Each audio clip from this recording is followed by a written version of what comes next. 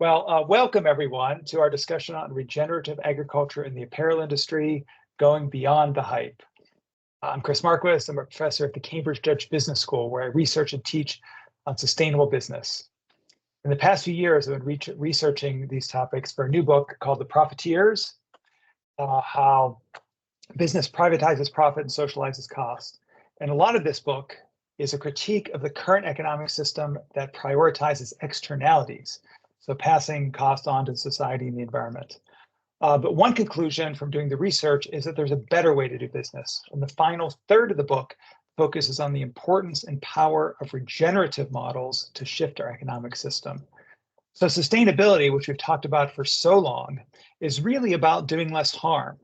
The goal of regeneration is about replenishing the planet's natural resources and leaving communities and societies more equitable and resilient. This idea applies very widely, but it is most advanced and visible in agriculture, where across many settings, farmers and others are working to protect our planet, nature, and biodiversity. So today's focus that we're going to be discussing is on regenerative approaches in the apparel industry. And I really appreciate Green Story for hosting this webinar and hope that companies that work with them and beyond find it to be of value. So we're going to be going beyond the hype, beyond the buzz, and really understanding the important frameworks that can have profound environmental, economic, and societal benefits and certifications that go along with that. So our guests today are three leaders in this space from three different domains. So first we have Vic Geary, who is the founder of the apparel company Gallant International and also co-founder of TerraThread. And since 2009, Gallant has been focused on deep relationships with farmers and supplying ethically and sustainably made products that are organic, fair trade, with a traceable and transparent supply chain. So like many of you who will end up watching this, Vic is really from the perspective of an entrepreneur working with these regenerative systems. We also have Dr. Andrew Smith, who is the Chief Scientific Officer at Rodale Institute, and oversees research and farm operations and providing science-based solutions to farmers and facilitating opportunities to expand the number of organic farmers and farmland across the globe. And he really is here in the role of the scientist and really can tell us a lot about the science behind regenerative approaches and also the work that Rodale has been doing to spread these ideas really since the inception. And then finally, last but not least, we have Elizabeth Whitlow, who is Executive Director of the Regenerative Organic Alliance, which is a nonprofit organization that holds the Regenerative Organic Certification, ROC, which is a holistic high bar certification that encompasses three different pillars: soil health and animal welfare, soil health, animal welfare, and social fairness. This initiative and organization was founded by Rodale, Patagonia, Dr. Bronner's, as well as a number of other folks in experts in these areas. So the flow of our discussion today, I have a number of questions I'll be asking each participant. But if you have any questions, please put them in the question function. Don't put them in the chat, please, because it'll be hard to monitor two different areas. So the question is a Q&A function, and I will try to weave those in, and maybe towards the end as well, we'll just have a Q&A period. So, all right, so let's get started. So first off, I'm going to ask Vic a question, because really his organization, Gallant and also TerraThread, provide great case study on actually applying these principles and processes in a successful business. So Vic, I would love to just hear a bit about your brand's journey into regenerative approaches, regenerative methods, and your work with farmers, et cetera. So could you please start us off? Sure. Thank you so much, Chris. And thank you, Green Story, for organizing this webinar. So unfortunately, today our home internet is not working. So I'm using my phone. If you don't hear me or see me for any reasons, please forgive me. Again, my name is Vic. I'm the founder of Gallant International, Inc. We have been working in this organic sector for over a decade. We work with more than 550 companies helping them on their organic and ethical journey. We directly and indirectly, we support more than 700 farmers and about 150 workers. Since we've been doing organic for a long time, we learned about ROA, Regenerative Organic Alliance, and ROC, Regenerative Organic Certified. The certification, they align so much with our values. Is the thing that we always wanted to do.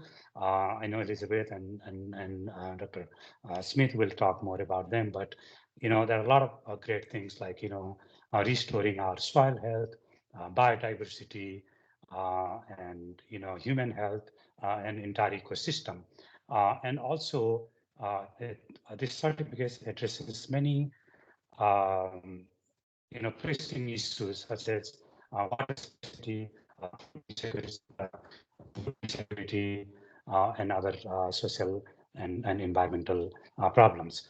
So when we came to know about this certificate, it was a no-brainer for us because this is the high bar certification. It covers more than anything else, right? So I knew it was a challenge for us to go and start, but also we took this challenge as an opportunity because we wanted to go beyond organic.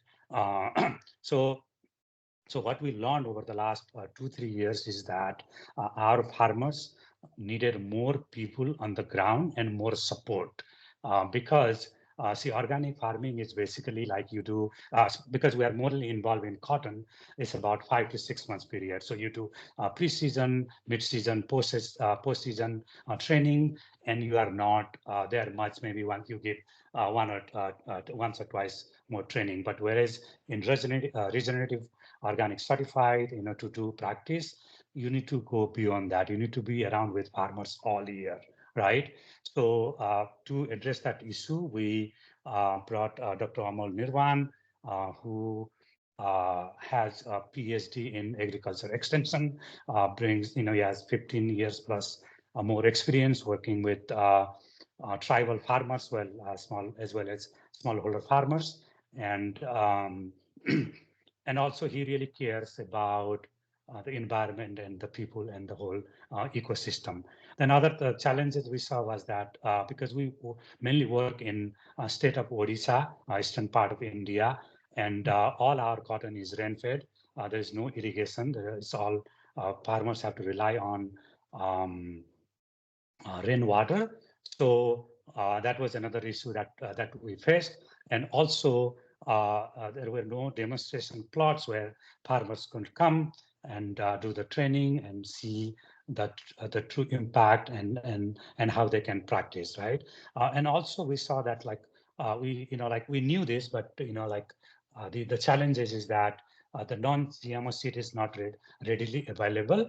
The breeders grow the seed in different states, and we buy seeds and provide to them. So farmers have been trying same seed for many years and not trying different seeds which can give better yield, right? Because they cannot take a risk. So these are smallholder farmers. So these are all the challenges. And now, starting this year, we will be doing farm ponds. And there are a lot of studies and then success stories that implementing farm ponds have increased farmers' income up to 1,000%, up to 1,000. And I will share this link. I think we should share this with all our audience and other people. So in particular village, their income was only about 100,000. Now it's $10 million. This is amazing, right? So this gives us hope. We are very excited about this, and also we'll be doing a lot of what you call, demonstration plots with our farmers group, and as well as next year we are going to start breeding non-GMO seeds within the vicinity of our farmer group. Great. Can I? Did I answer your question? Yeah, that's perfect. Super. Yeah, really, really great background. So it's also great to hear about how over time, your working them has grown with these farm pods, with actually working with, sort of developing, the seeds et cetera. So that's really fantastic. The one sort of follow-up I wanted to ask you is about, like, in some ways, the economic transition costs. So you mentioned, that actually their sort of economic situation can grow tremendously with these ponds, but in adopting some of the new practices that are associated with regenerative organic, was there, I don't know, any hesitancy because there were costs involved, or I'm just curious how they got over any of those type of challenges? Definitely. So the cost is all on us, on Gallant. We Right. believe in making our supply chain, very strong. We believe that helping farmers, working with this ROC projects, not only help farmers, the environment, also it helps us, right? Because farmers have no investment. Basically, we are providing them non-GMO seeds. We are providing tool certificates. We are providing, all the certification cost, and we are buying their entire harvest, guaranteed long-term commitment with organic and fair trade premium, right? Right. So only so for them it's nothing. And as I said, the main thing they needed was like tools, training, and the success stories, right? So that's the thing. The other thing that we did. Baseline assessment, 12 people spent 20 days with 918 farmers, because, like you sit in America, Europe, or Hong Kong, and you tell them make a toilet, and you make a toilet, there is no running water, right? And you go and say build a school, Sure. and Indian government is supporting a lot of education system they are doing, and they may not to build a school. So we wanted to find out what really farmers needed more than what we want to, like a lot of brands, they say, do this and make a little story for their benefit more than farmers' profit, right? So Great. now the other thing is that, like, for the farm pond, these are small holder farmers, right, Chris? So they own like half acre, 1 acre, 2 acres. So you have to create the land you have to keep maybe 22 by 22 feet or 30 by 30, depending on the farm size, right? So farmers may be reluctant to do that because they are losing that land, but they don't see the value of extra Sure. income. That's where we had to do the baseline assessment, talking to them, telling them the story, and showing that you can, in fact, make much more, can bring much more income than not doing that. Sure. Great. Yeah, thank you. Thank you for that super helpful sort of background and context. And now I'd like to actually go over to Drew, Dr. Andrew Smith, because Rodale has really been a pioneering role in the ideas of regenerative, particularly applied to agriculture. Goes back to Bob Rodale, might have been the first person to coin the term or coin the practices regenerative organic. And so Drew, would you mind just filling us in a bit, maybe on the mission of the Rodale Institute as it approaches regenerative approaches, and maybe some of that background that how you've pioneered these practices? Yeah, thanks, Chris, and thanks to Green Story for the opportunity. We love being associated with Vic and Elizabeth because they're doing great things. So glad to be on this podcast, and you as well, Chris. Thank you. So maybe a little bit of history of the terms. You mentioned sustainable. Actually, Lady Balfour in England was the first one that we know of that started on her farm trials that looked at organic systems, chemical-free, closed systems that recycled nutrients back to the soil, and compared those to the conventional or synthetic approach that was becoming available, was rising in the 30s and the 40s of the 20th century. And J.I. Rodale was in constant contact with her, as well as Albert Howard, a British scientist. And he started the word organic. So I say that the reason I was saying about Eve Balfour is she started using the word sustainable. And so the word sustainable really got into our vocabulary because of her use of what we're really talking about was organic or natural farming. And then it grew from there. J.I. Rodale, when he started Organic Gardening and Farming magazine, really popularized that word organic. And then J.I. Rodale, who was the founder of the Rodale Institute in 1947, his son, Bob Rodale, really popularized the word regenerative. But he got the word from where I can see from Albert Howard. Albert Howard was a British scientist. He had the opportunity to travel around the world, but then found himself in Indore, India, and was a champion of compost. He didn't create the compost or the method of compost, but he was looking around at smallholder farmers in India and how they were using fertility for the long-term sustainability of their crops. And because they couldn't afford what they were calling artificial manures at the time, which was the synthetic fertilizers, they were relying on compost. And so Albert Howard designed this idea, popularized this concept of the law of return. And in Soil and Health, the book he wrote in 1945, he uses the term ecological regenerative agriculture is based on the law of return. I think you or Vic mentioned something about extraction and how largely industrialized agriculture in the last 50, 70 years since that point has basically been extractive and exploitative. But these early pioneers like Bob Rodale, J.I. Rodale, and Albert Howard and E. Belfour were talking about a form of agriculture that gives back. Right. And so Bob Rodale thought we need to have a certification so that these farmers that are doing something different can differentiate themselves from the standard practices. And this is in the 1970s. And the US government said, you have no scientific backing to promote organic agriculture. We don't even know what organic agriculture is. So he got very serious about agriculture in the 70s. In 1981, we started the farming systems trial, still running today. It's the longest side-by-side comparison of organic and conventional grain cropping systems in North America. In 2016, we started the vegetable systems trial. And this is really to link how we farm and soil health to human health. Because what Bob was telling us was, it's not good enough. We shouldn't be talking about what we don't do, like we don't spray chemicals.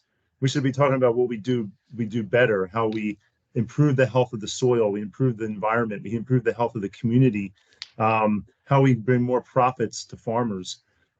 Because we know today that suicide rates, especially in the United States and India, are highest among farmers, and it's largely because they're in debt. While large corporations have made billions of dollars off commodities.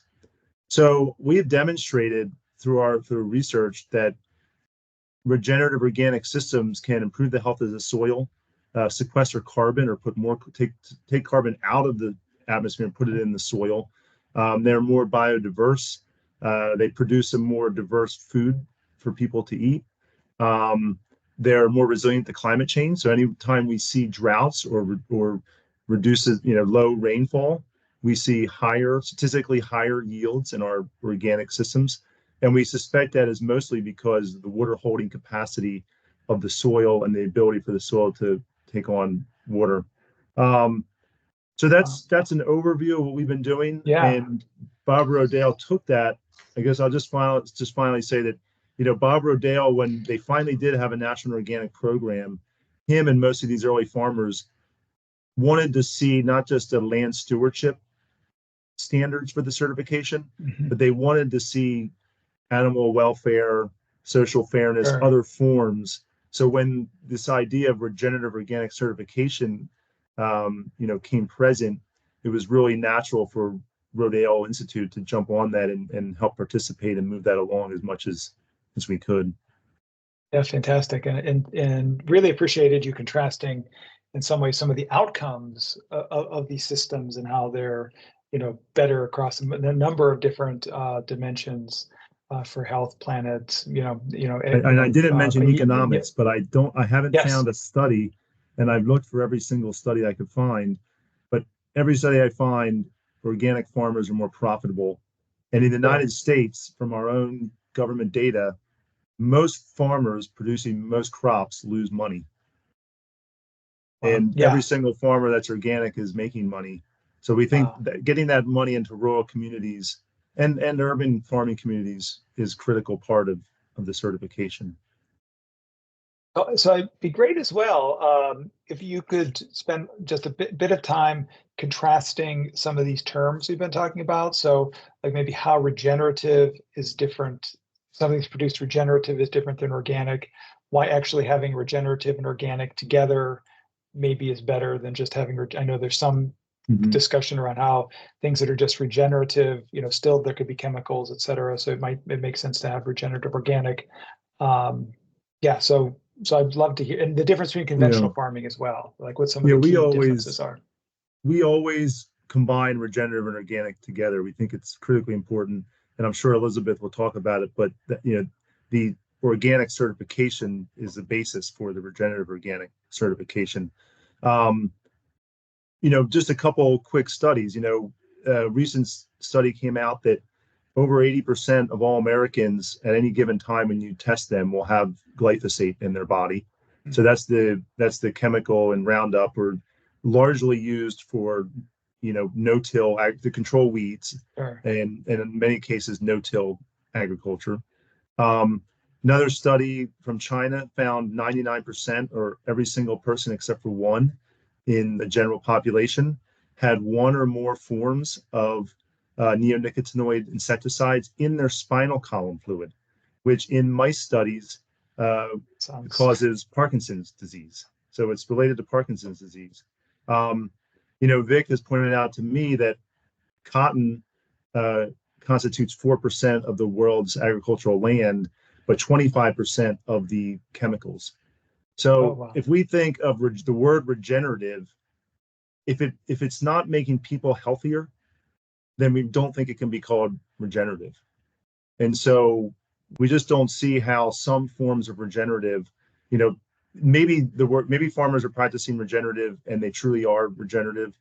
Right. The other thing is all of our data, there's a lot of push for no-till. And a lot of farmers are using the term no-till as regenerative. All of our data and data from other scientists shows that if we do good practices like composting, green manures, cover crops, good crop rotation, tillage actually does not become that detrimental to the soil. But if you eliminate all those good practices, then tillage suddenly is a struggle. But we're using so many chemicals to practice no-till. We need to have a form that can eliminate the chemicals out of the system. So that's really the concern that we have. Thank you for highlighting all that. So, Elizabeth, on to you. Your background is shifting a bit, I can tell. So, thank you for joining us. I know you're in the midst of travel. I also want to mention, I'm going to ask Elizabeth a question and maybe a follow-up or two. And I want to mention to our attendees, audience, please do, if you have any questions, put them in the Q&A function, and we can get to them. I have a number of questions for everyone, so we won't run out of questions, but would love to make sure we're tailoring it to what people online want to listen to.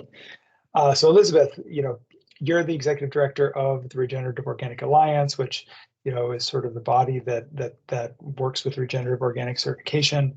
And could you just describe a little bit about this association, and then particularly the certification, what it entails, how you verify the claims or the practices that the companies or farms are putting forward? Yes, I would love to. And hi, everybody. Thank you so much for inviting me here, Chris, and wonderful to join you, Vic, and Drew, Green Story. I wish, Drew, that you could just come around all the time and just bring that really sober kind of just grounding message on the whole point here that I feel like we've been talking about a lot lately because of all the interest in regenerative. There's a lot of discussion going on, like, well, can it be regenerative without organic, or does it have to have organic? And yes. I think those, just those couple statistics you just shared are really sobering and remind me how important it is. And not that I really need reminding. My tagline lately has been, if you didn't notice, my middle name is organic. Regenerative Organic Alliance and Regenerative Organic Certified. And so that's where we stand. That's our position on regenerative, is that they really want to be together. And I'm sorry, I am shifting around because I'm trying to find a quiet place in the airport. No worries. I had some flight changes, so I ended up at the airport for this hour. But the Regenerative Organic Alliance is the standards, the scheme owner for the certification program. And so we are overseeing the implementation, and we work with certification bodies around the world to do the work. And the way we've set our structure up is so that we require organic certification as the baseline.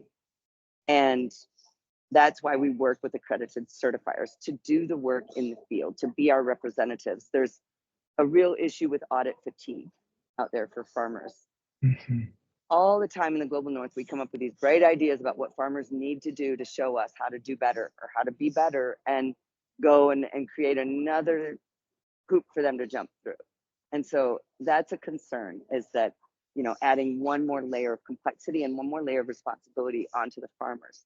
And so the point of working with the NOP accredited certifiers is they can bundle the audit and do it at the same time with an informed and trained Right. auditor who already understands the organic system plan and approach of that farm. And then they move on and they add the additional layers of our standard, which are the soil health and land management, the animal welfare, if there's any livestock on the farm that are being raised commercially, and this really critical and often overlooked component around labor fairness to the farm workers and the farmers as well. And so I think pinning it to organic is really key to Sure. supporting organic and recognizing that organic is a really hard-earned designation. And a lot of organic farms are regenerative, for sure. Mm-hmm. There are also plenty of organic farms that are technically meeting the law that would not meet our definition of regenerative. And so therefore we need this program to go on and ensure that those farms are meeting the full scope of this kind of the promise of regenerative.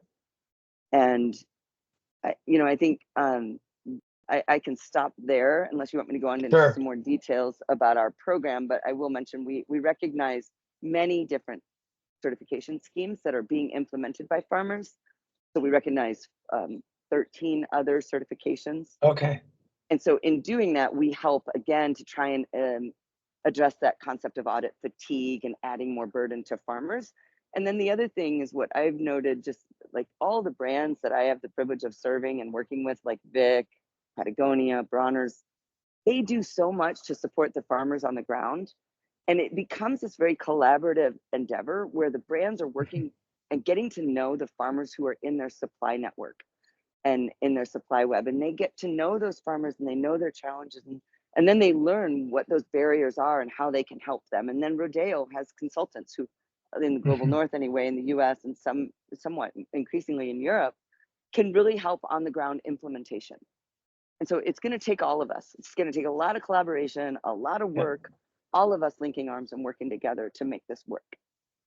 Yeah, no, I know that's one thing that I'm not a farmer, not an entrepreneur, but a researcher. And one of the things I've learned from folks like, Vic in particular, is just the importance of actually the deep connections with the farmers. Many larger companies probably, there's a few different middlemen involved. They're just relying on some piece of paper, and there's been a number of scandals in a variety of different sectors of things that are supposedly certified organic or something else, but actually when investigated not. So I think that point of being close to the farmers is really an important one. Yeah, it's really a missing link. So it's true that leads to fraudulent claims because of demand. Right. Let's not forget, there's all this demand because consumers get it inherently, and they want something. They want to put food on and in their body, clothing on their body that isn't going to do harm. Yeah. To them or the planet. So yeah. Sure. Yeah. So one follow-up I had for you, and I Vic might have some thoughts on this too, but particularly Drew may, is you mentioned this importance of many different types of actors collaborating, and I'm wondering what you think about sort of policy, regulation, government action in the area of maybe trying to have some standards around regenerative, like for instance, many countries do around organic. Do you think is there use in having the government also be involved in certification, or might there be some drawbacks to that? There will be drawbacks, no doubt about it. There's always going to be a trade-off, but it's important that it is important that we endeavor down this road, and state of California, they're doing it. And in fact, I'm lucky enough to be on the regenerative task force. There's a group of 12 or 13 of us working towards definition, and welcome you and your followers to check out the CDFA regenerative agriculture website. Great. It's been an incredibly transparent and inclusive process. I'm super impressed and proud of the work being done in California on this. And there's still a ways to go, and there's still some things to work out. And I do think, you know, nobody's going to come away super happy. So we'll probably have made a reasonable agreement and compromise if that's how it ends up. We'll see. I don't think we can avoid it anymore because there is a lot of interest in regenerative. It's become quite a hot new marketing buzzword. And so there's a rush in on all kinds of new certifications, especially in the textile sector. In cotton, there's some regenerative certifications that are pretty, they allow glyphosate, they allow GMOs. Oh, wow. So there's like, you know, there's some real conversations that still need to be had. Policy work is critical to the success. Organic is finally having its day where we're getting more and more federal and state money to help farmers transition to organic in the US. Europe is ahead of us. The UK, I'm not sure what it is in the UK, but you know, in Europe, their aim is 25% of the land should be organic by 2030. Wow. Here in the US, 1% of our land is organic around, generally speaking, across the country, but about 10% in California. So California leads, then Texas, Pennsylvania, Wisconsin are the other states with leading amount of acreage. And they're the leading agricultural kind of, they're leading in the production as well. So that makes sense. And it kind of tracks consumer demand. But if we have policies that start to reward these good practices and recognize the good work farmers are doing instead of supporting, subsidizing Roundup Ready corn and soy, we're going to be like, we would spend a fraction of the money and we would save all the healthcare costs that are coming up because of the things that Rodeo's showing is happening when we are exposing people and the land to pesticides. So yeah, policy is important. I'm in DC right now. In fact, I was just at a policy thing all day yesterday. It was very exciting. So a lot going on. Very apropos. Drew, I'd love to hear your thoughts on policy regulation in this space as well. Well, as a scientist, I try to stay out of that conversation as much as I possibly can. You know, we try to think that our science should help inform the policy. You know, my concern has always been that the term regenerative. I mean, from a farmer's perspective, I'm an organic farmer. We work with a lot of farmers. You know, I've been part of the farming community. I definitely see that when farmers, they want to differentiate the way they're farming than others, and maybe they're not yet ready to be organic, or they're not there yet, so they like to use the word regenerative. But coming from, you know, industry, I think it's a little more of a, hey, we don't really want to pay the organic price premiums, so how could we use regenerative to market our products, or to say we're going to meet climate initiatives by getting more farmers to be regenerative? That was always a concern of mine, that they don't want to cut into their margins by purchasing organic food. But so that's something that we've been pushing, is and why we think it's important to have a certification. So I do think whether there's a regenerative certification, regenerative organic, it'll force farmers to look at themselves and say, well, if I want this and I want to have value from my products in the marketplace, then I'm going to have to make some changes. So I think from that standpoint, it can be a benefit. We would always support the organic certification, but I still think that there's a place for other certifications. Vic, a couple of times we've, you know, sort of touched on consumer interest, and, you know, as Elizabeth mentioned, one of the reasons why, you know, there's some maybe fraud and issues in some of these supply chains is that there's just this booming demand for the word organic, you know, and I'm not sure how well practiced consumers actually fully understand it, but they're wanting it in increasing amounts. And I'm wondering what your experience has been with your brands around consumer interest, you know, both in organic cotton, but then also any uptick in regeneration, the fact that, you know, your products are regenerative organic certified. Does that something that consumers are starting to pay attention to? Chris, I think I do feel that there is a big demand. Consumers are educated. They are in fact demanding organic and regenerative organic cotton products. And there was a start came, I think, a few months ago, ROC, Regenerative Organic Certified product growth was 39% more than any other sustainable and ethical labels, right? So this is a big deal. So people are trying to take advantage. They are not doing organic like Elizabeth mentioned. They are just saying regenerative. My fear, Chris, is that they are going to hijack organic and regenerative organic to their benefits, right? So same thing with the natural fabric, right? You know, before we did not use synthetic polyester, nylon, and all that. Now the uses of natural fibers such as organic cotton is decreasing, and the uses of fossil fuel based fibers such as polyester and nylon increasing, because they are looking to benefit few, not all, right? So so that is the thing, right? And also I see that our brand personally, we have been able to consume all the cotton that we have supported our farmers to transition to ROC, and we don't have enough ROC cotton. We have a brand thread. We want all ROC, but we don't have enough, right? And also because of this, we have been approached from Japan to Europe to America, from a very small brand to multi-billion-dollar companies. They want to collaborate with us to work on regenerative organic certified. I think they see the value, they see the demand, right? And they see the growth, right? And unless, and also the other thing is that, unless you support your supply chain, right, your business is not going to grow. As you know, more than 78% of the consumer want to buy products that have some social and environmental values, right? They are not just going to buy any crap. They want to know where your T-shirt or something came from and what impact it really made, right? So when you work with the farmers directly, right, and you can show that traceability, you can show that transparency. It also helps with your integrity, right?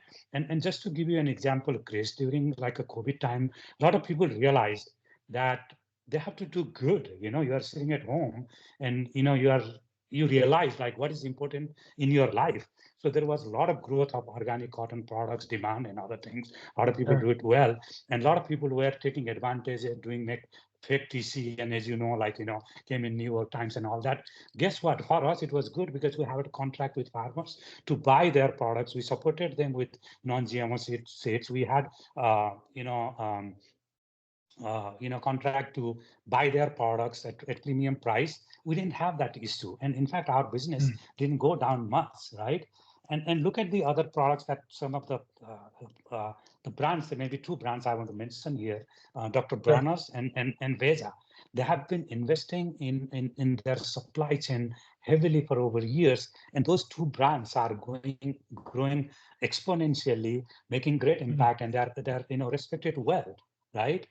So I think it's very important. There is a demand is growing, and we have the opportunity to really fill the gap. And I just wanted to mention a few things about the government. If it was in my power, Chris, like in India, if you export your product, they give you a drawback, say 5%, 3%, whatever.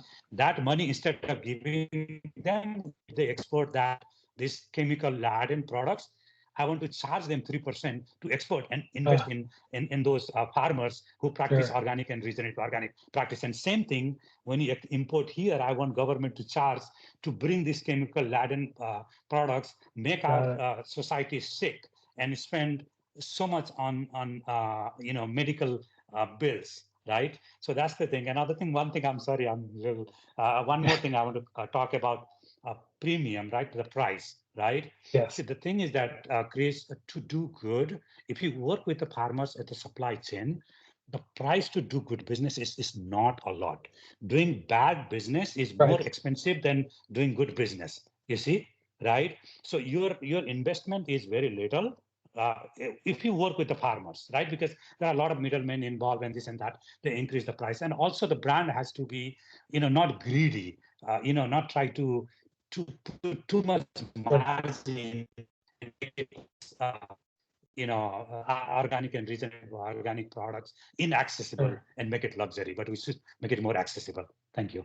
Yeah. One quick follow-up, and I'm going to ask Elizabeth a related question. You mentioned two companies you wanted. So Dr. Bronner's, I know of well, they make these amazing, soap, shampoo products out of very, very natural, just a few very natural ingredients. The other company you mentioned, which company is that? Me? No, Vic, but the other Vic, company you mentioned? No, Veja, the shoes Veja. brand. Veja. Got it. Oh, sure, of course. Yeah, thank you. Yes, great, good. Yeah, there's also and Elizabeth, I was going to ask you now, what some of the key, sort of sectors or brands for the, that are really hot in regenerative organic certified are? Sure. Well, first up, I'll direct you all to our directory. We've got a farmer map and a directory, a product map, a beautiful one, worked on really hard by our staff and looks great. And you can use the filters and search features on both of those sites, so you can see everybody. There are so many brands I'd love to share stories about. It would take us hours to talk to you about all of them and all the farmers they're working with. There's just, and especially on the heels of Expo West, where we all gathered 2 weeks ago, 75,000 people in the CPG, consumer packaged goods space, really is where the most growth has been. It's 40 or 50% of our products, our crops are going into those types of products, only about 10% going into textiles. So we have kind of a smattering of textile brands. And frankly, I think it's a little easier for textile brands to adopt some other regenerative certification program that isn't as high bar, isn't as aspirational. And so you need to look to the leaders. You need to look to Gallant, Patagonia, Outer Known, Eileen Fisher, Maggie's Organic is a new one. Maggie's Organics just has an entire new regenerative organic certified cotton line of clothing that is really awesome. Like, I've known Maggie's for a long time, and I don't know if you know the story of Maggie's, but I've got to share it because it's so in the US, like, if you are a hippie or a natural food kind of supporter from, I don't even know when, the 80s, probably when they started, any natural food store, any natural food co-op carried Maggie's socks and like personal garments and whatnot. And they aren't always like super tight and fitted. The socks could become slouchy perhaps. And there were, you forgave some things because it was organic, it's an organic line. And so you accepted that because you wanted to buy organic, right? But the whole reason that company came into existence was because they were a corn chip company. And they realized they needed to have a better rotation with the corn, and they needed to rotate in some different crops. And so they started they brought in cotton in the South. And so that's kind of how and then they thought, well, what are we going to do with this cotton now? And so that's the beauty of the movement that we're working in, is we have these brands who are working with farmers who need to diversify and bring in other crops. And what it often leads to is another income stream for those farmers and another product to bring to market. And I could give you a ton of examples of that, but I won't in the interest of time. But I think that might be a fun topic for us to explore later, and just to share out like these are the win-wins that keep happening with the farmers and the brands working in our little growing family at the ROA. Yeah. At least from some of the the examples you mentioned, or all of you, I mean, it's a huge diversity of sort of sectors and product classes and geographies too. So it is something that's really spread tremendously around the world. So fantastic. It's going to be a big year ahead too, Chris. Yeah, it's going to be a big year. Good. I'm telling you. Yeah. It's good. It's good to hear.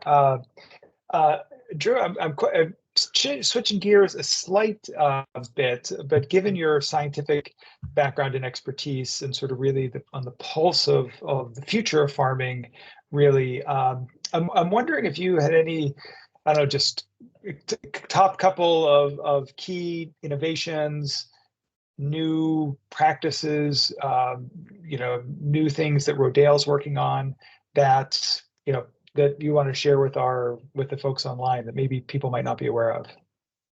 Sure, thanks, Chris. I kind of also wanted to go back to an old practice that made me think. But that's the idea of crop rotation, like Elizabeth brought up. You know, and that's one of the problems is we so much are looking for technology and innovation, but we don't even practice the existing practices that we know are good. I started my career as an entomologist, and we saw that we could clearly show that if you have a good crop rotation, you pretty much eliminate insect and disease pressure. And when you look at most studies, organic farmers that have been practicing farming for a long time, they have one issue that they don't like, and that's weeds. But they don't bring up insects, they don't bring up disease, they don't bring up fertility. But most of farmers, if you ask them, they have this big long list of issues. But it's important because to bring this up, because when you look at the way the regenerative organic certification is structured, you have a bronze, silver, and gold level, and you get rewarded. If you want to meet those levels, you need to have more crop rotation. And there's other things in there too. And I think after I go, you could pass it to Vic, and he could talk a little bit about what happens on the ground when farmers start to rotate crops. Because, you know, like in the United States, it's almost corn monoculture, and probably a lot of the cotton growing regions is cotton monoculture. And so one of the biggest parts of our research has been how do we diversify and become champions of alternative crops, which is really in alignment with the desire for, you know, human health products, things that are like gluten-free grains, more healthy grains than just, you know, standard wheat. And how can we get them into a crop rotation? From an apparel standpoint, we've started doing research in hemp as well as flax. And that's largely because we think they really fit well. There's a potential to clean up weeds, because I mentioned weeds is the biggest issue. We have almost no weeds after hemp. So growing really tall industrial hemp for fiber, we think really would help the organic industry. Flax is one. It's one of the most nutritious foods grown for seed, but also can be grown for linen. And then reducing tillage in organic, because I think that's one of these, like, there's this big wall between the regenerative farmers that are not organic and organic farmers. So we're really going to continue and hopefully grow ways that we can reduce tillage without using chemicals, so we can kind of bring more farmers into the fold. We can, and at the same time, reduce chemicals that are been pervasive in the environment. Great, that's really a lot of very helpful thoughts and practices. And you mentioned potentially having Vic comment on this, and I'd love to hear from you, Vic, too, about the crop rotations and what you find with your farmers. Yeah, definitely. I think I echo Dr. Smith, right? The good thing about doing regenerative organic is you don't need to innovate things. You don't need new tools. You don't need new techniques. You go and do things what our ancestors did, right? That's amazing. I mean, you know, everybody's talking about innovation. You don't have to innovate to do good, you know, in ROC practices. So definitely that we are going to include is blockchain technology, not only for the traceability, but also for impact indicators, right? So for example, they were not, say they were doing some, what do you call, cotton and intercropping, but not doing multi-cropping or crop rotation, right? So we will include that and show that, okay, before this, the farmers were doing this. Now, you know, they are, because of the RSU practices, they are doing more intercropping, more, you know, cover cropping, more in multi-cropping. So we will show that in our impact indicators. Also, we'll be including the soil test, and we'll include the income generation, right? So that is, those are the things we are doing. You know, I mean, see, cotton, yes, is not food. We don't eat, you know, t-shirt or hoodies or your towels. But, you know, remember that 60 to 65% of the cotton byproducts goes to food chain, right? So it goes directly or indirectly to food chains like, you know, seed oil, cotton seed oil, animal feeding, compost, and other things. So we are basically, if you don't do organic and I think, and that's 65%, we are consuming that, like, you know, Dr. Smith mentioned that, you know, people having 99% having all those, you know, bad things in their spinal cord and all that. Just imagine. So I think this is important, and definitely the crop rotation thing is that will be doing not only the calorie rich but nutrition rich, and the farmers will have more income by doing multi-cropping and growing Great. more food that is more nutritious, that will help with their family and also sell and make extra income. Thank you. Thank you for those additional thoughts on that point. Thank you. We don't have a lot of time yet. We have about four more minutes, and I think a good concluding question. I think I'm going to ask all of you, and it's going to really key off the question or the point that Elizabeth made, that this is a big year coming up, and I'm wondering. I'd love to hear from each of you as we sort of close up the session. About the future scalability of regenerative agriculture, and then what steps are necessary to really move this from even though it's getting popular, more of a niche to much more of a mainstream. Every brand is practicing it. So we'll start with you, Elizabeth, and maybe Drew, and then we'll close off with Vic. So please, Elizabeth. Thanks, Chris. It's a great question. I think I often struggle with that scale concept. It's more like, how can we replicate this more rather than scale it? Sure. Is one idea certainly to put out there. And we're gonna just need all of us. We need policy, brands, farmers, everybody to see the possibilities and to help support them in a transition, help people see that organic isn't as difficult as, like, there's a lot of myths out there about getting certified organic that aren't true. And so, I think there's a lot of those challenges that will really help us a lot to make more impact. Mm-hmm. And for us, we are going to really be working on the consumer education piece for the retailers and consumers. And we're also going to be getting people on staff to help with development, so we can raise more funds, so we can get more people, impact data and governance of data. That's going to be a really key for us, like capturing and quantifying what we were just talking about. Sure. These farmers who are diversifying their income streams, things like that, to really show the profitability here of these regenerative organic certified farms, and that'll always change everybody's mind.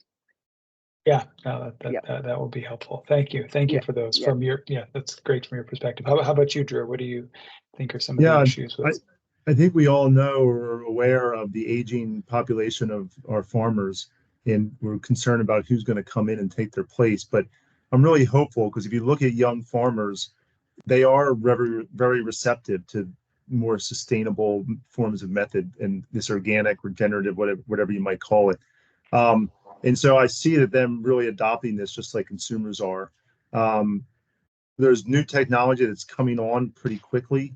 Like I talked about weeds, but robots and things of that nature that are really going to, I think, get us to be able to have much, more scalability from a get more acreage, like Elizabeth was saying, that she doesn't like scale, but I think of scale as, I also think it also has to be scaled up from small farmers. So it's not just getting over more acreage, but how do we get more farmers?